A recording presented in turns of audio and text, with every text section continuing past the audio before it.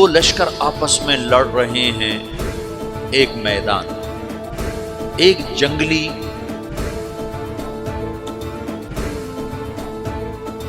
بدوؤں کا قافلہ، جنگل کے لوگ اپنے قبیلے کو لے کر، ایک جنگلی قبیلہ اپنے سردار کے ساتھ نقل مکانی کر رہا ہے ایک جگہ سے دوسری جگہ۔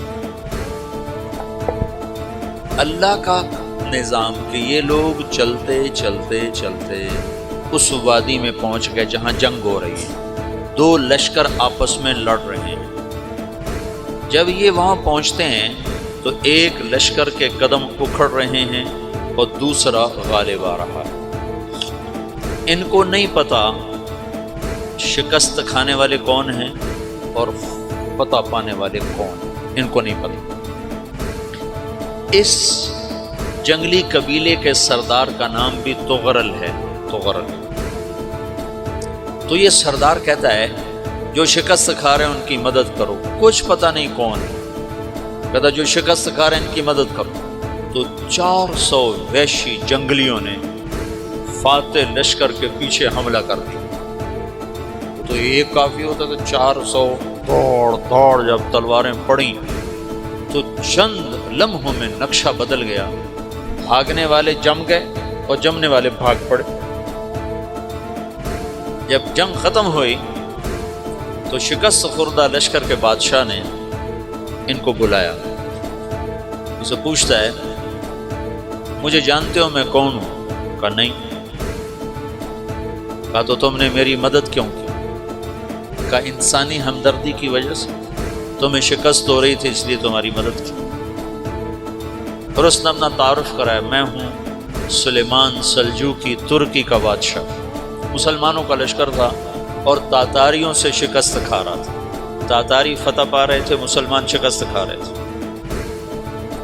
تو وہ اللہ کی غیبی مدد بن کر آئے۔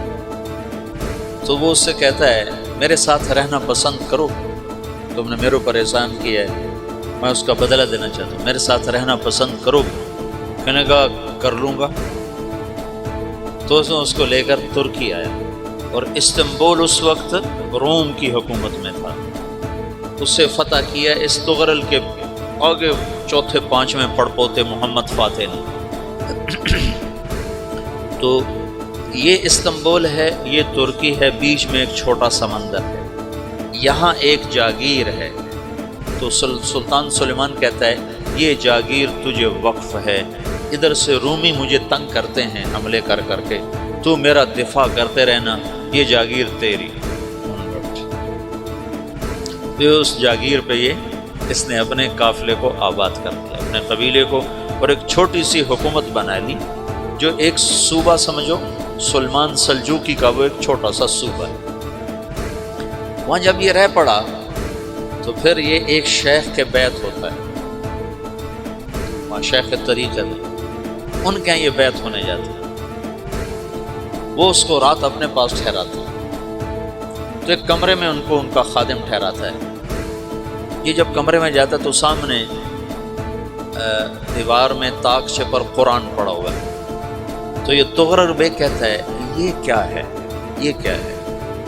تو وہ خادم کہتا ہے یہ کتاب اللہ ہے، قرآن ہے۔ وہ اس کو وہاں چھوڑ کے باہر چلا جاتا ہے۔ وہ دیہاتی آدمی، جنگل کا رہنے والا، پہلی دفعہ زندگی میں قرآن دیکھا، وہ کہتا ہے یہ قرآن ہے، اللہ کی کتاب ہے، میں اللہ کی کتاب کے سامنے سو جاؤں، کتنی بے ادبی ہے۔ تو اس نے ایسے قرآن اٹھایا اور سر پہ رکھ لیا اور کھڑا ہو، ساری رات قرآن سر پہ رکھ کے کھڑا رہا۔ رات کے پچھلے پہر اس کو خواب آیا، کھڑے کھڑے اس نے دیکھا کہ اس کی پشت سے ایک چاند نکلا اور شیخ کی بیٹی کے سینے میں جا کے اتر گیا۔ پھر اس لڑکی کے سینے سے ایک درخت نکلا جو پھیلتے پھیلتے پھیلتے 3 بر اعظم پہ چھا گیا، افریقہ پر، یورپ پر، ایشیا۔ پھر اس کی آنکھ کھل گئی، وہ کھڑا ہوا ہے۔ تو اس نے صبح یہ خواب اپنے شیخ کو سنایا، تو انہوں نے اپنی بیٹی اس کے نکاح میں دی تھی۔ اس بیٹی سے ایک بچہ پیدا ہوا، تغرل بیگ نے اس کا نام رکھا عثمان، عثمانی ترک نام سنو، جو میں نے کل بتایا تھا کہ 1924 میں وہ خلافت ختم ہوئی۔